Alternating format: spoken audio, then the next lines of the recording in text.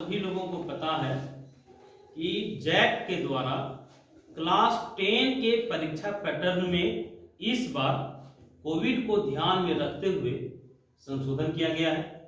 इसमें ऑब्जेक्टिव प्रश्नों की संख्या बढ़ी है।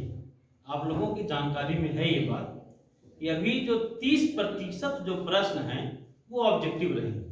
इसे ध्यान में रखते हुए उत्क्रमित उच्च विद्यालय मरमदिरी के द्वारा एक पहल किया गया है कि हम लोग बहुत फोकस कर सके ऑब्जेक्टिव प्रश्नों पर। इसकी शुरुआत हम लोग सामाजिक विज्ञान विषय से कर रहे हैं। सामाजिक विज्ञान विषय में इतिहास के पहले चैप्टर यूरोप में राष्ट्रवाद चैप्टर से हम कुछ ऑब्जेक्टिव प्रश्न पूछेंगे और एक कार्यक्रम है जो हम लोग लॉन्च कर रहे हैं। कार्यक्रम है प्रश्न भूमि में महासंग्राम। हम प्रश्न पूछेंगे, आप लोग सामूहिक रूप से उसका जवाब दीजिएगा। आप लोग तैयार हैं? जी सर। प्रश्न पूछा जाए? जी सर। पहला प्रश्न है, यूटोपिया अथवा कल्पना दर्श के प्रतिपादक कौन थे? फ्रेडरिक साल्यू। एकदम सही जवाब है। आपने बिल्कुल सही बताए, यूटोपिया या कल्पना दर्श के प्रतिपादक फ्रेडरिक साल्यू। चलिए दूसरा प्रश्न ध्यान से सुनिएगा। फ्रांसीसी राज्य क्रांति ने विश्व मानवता को क्या संदेश दिया? बिल्कुल सही जवाब। फ्रांसीसी राज्य क्रांति विश्व मानवता को संदेश दिया स्वतंत्रता का, समानता का और भ्रातृत्व का। चलिए तीसरा प्रश्न, 1815 की वाटरलू की लड़ाई में यूरोप के किन देशों ने मिलकर नेपोलियन बोनापार्ट को हराया? क्या रूस, रसा और ऑस्ट्रिया? एकदम सही जवाब। आप लोग बहुत अच्छा जवाब दे रहे हैं। चौथा प्रश्न सुनिएगा, वियना सम्मेलन की अध्यक्षता किसने की? मेटरनिख ने। एकदम सही जवाब है। वियना सम्मेलन की अध्यक्षता किया मेटरनिख ने। अगला प्रश्न, पांचवा प्रश्न है, इटली का बिस्मार्क किसे कहा जाता है? कौन? बहुत सुंदर, बहुत अच्छा जवाब आप लोग दिए हैं। अगला प्रश्न सुनिएगा, यंग इटली का संस्थापक कौन थे? कौन थे? सही जवाब है। अगला प्रश्न सुनिएगा, जब फ्रांस छींकता है तो बाकी यूरोप को सर्दी जुकाम हो जाता है, यह कथन किसका है? मैटरनिख का। बिल्कुल सही जवाब। अगला प्रश्न, तैयार हैं आप लोग? जी सर। प्रश्न है, जर्मनी का एकीकरण किसने किया? प्रिंस। बिल्कुल सही जवाब। अगला प्रश्न सुनिएगा। प्रश्न है, 18वीं तथा 19वीं शताब्दी में यूरोप के कलाकारों ने राष्ट्र के प्रतीक के रूप में किस चीज को प्रस्तुत किया? क्वेश्चन फिर से सुनिएगा। प्रश्न है, 18वीं तथा 9वीं शताब्दी में यूरोप के कलाकारों ने राष्ट्र के प्रतीक के रूप में किस चीज को प्रस्तुत किया? नारी की प्रतिमा। बिल्कुल सही जवाब है। आप लोग बहुत अच्छा जवाब दे रहे हैं। आप लोगों को किसी भी प्रश्न के लिए ऑप्शन नहीं दिया जा रहा है, बिना ऑप्शन का आप लोग जवाब दे रहे हैं। बहुत अच्छा जवाब दे रहे हैं, शानदार जवाब दे रहे हैं। 10वां प्रश्न, मारियान की नारी प्रतिमा को किस देश के सार्वजनिक स्थानों पर लगाई गई थी? फ्रांस। सही जवाब है। 11वां प्रश्न सुनिएगा, बाल्कन क्षेत्र पर किसका नियंत्रण था? ऑटोमन साम्राज्य का। एकदम सही जवाब है। सुनिएगा, बाल्कन क्षेत्र के निवासियों को क्या कहकर पुकारा जाता था? सलाब। बिल्कुल सही जवाब। 13वां प्रश्न। कुल 20 प्रश्न पूछा जाना है। अभी तक 12 प्रश्न पूछे गए, 12 में 12 प्रश्नों का आपने सही जवाब दिया है। 13वां प्रश्न सुनिएगा, नेपोलियन बोनापार्ट फ्रांस का सम्राट कब बने? इस तरह से 13वें प्रश्न का उत्तर भी आप लोगों ने सही दिया है। 14वां प्रश्न, तैयार हैं? पूछा जाए क्वेश्चन। लाल कुर्ती सेना का गठन, लाल कुर्ती सेना का गठन किसने किया था? गैरी किसने किया था? बिल्कुल सही जवाब है। 15वां प्रश्न, एकीकृत इटली का राजा, एकीकृत इटली का राजा किसे बनाया गया? विक्टर इमैनुएल को बनाया गया था। एकदम सही जवाब।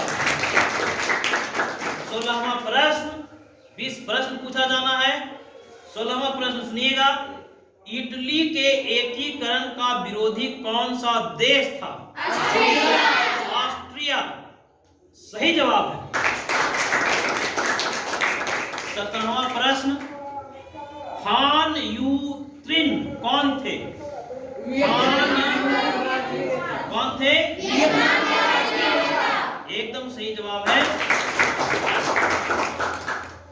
18वां प्रश्न, प्रश्न सुनिएगा, वियतनाम किस यूरोपीय देश का उपनिवेश था? वियतनाम किस यूरोपीय देश का उपनिवेश था? कंफर्म? एकदम सही जवाब। 19वां प्रश्न, हो ची मिन भूल भुलैया क्या है? उत्तर से दक्षिण की ओर जाने वाला वियतनाम का एक रास्ता है, एक मार्ग है। ठीक है, एकदम सही जवाब है। 20वां प्रश्न और अंतिम प्रश्न है। तैयार हैं सारे लोग?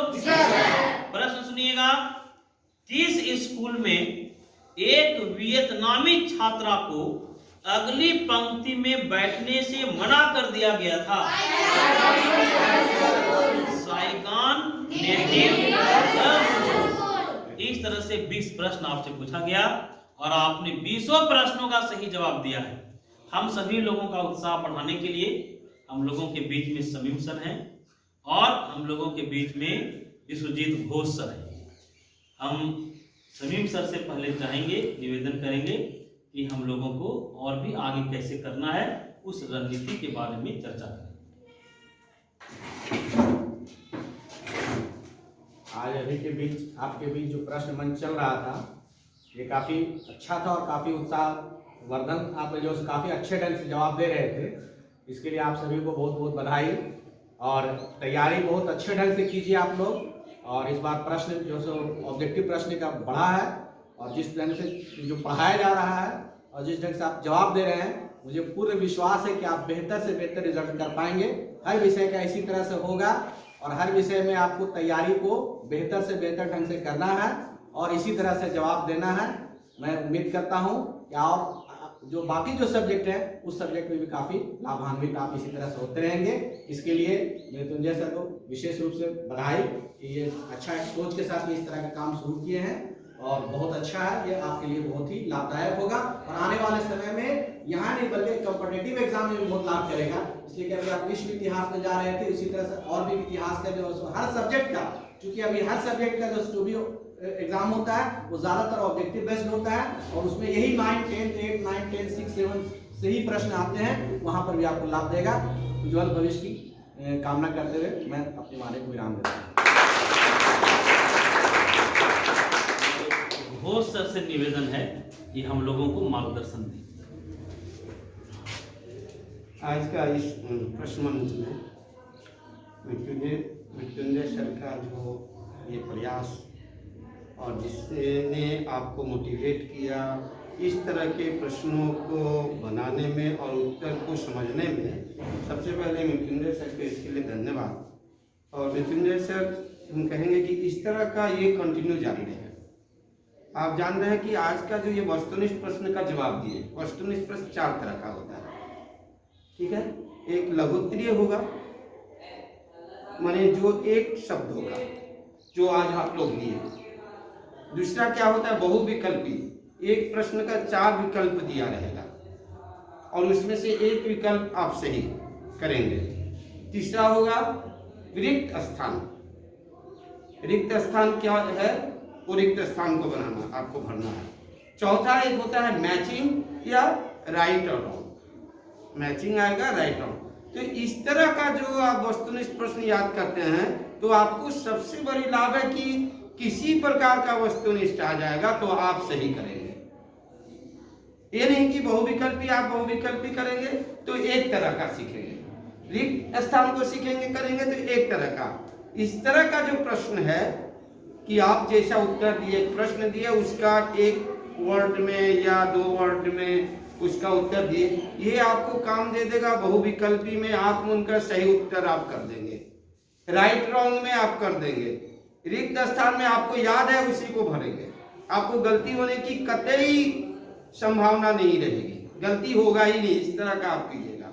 इसलिए आप लोग जो प्रयास कर रहे हैं, समय कम है और आप खुद से प्रयास कीजिए। इस तरह का आप किताब पढ़िए, दूसरे विषय, जो विषय का हो सकता है कि प्रश्न नहीं पढ़े, खुद से प्रश्न में साइंस का आप पढ़ेंगे, एक वाक्य बन जाएगा, उसका क्वेश्चन आप बना लीजिएगा।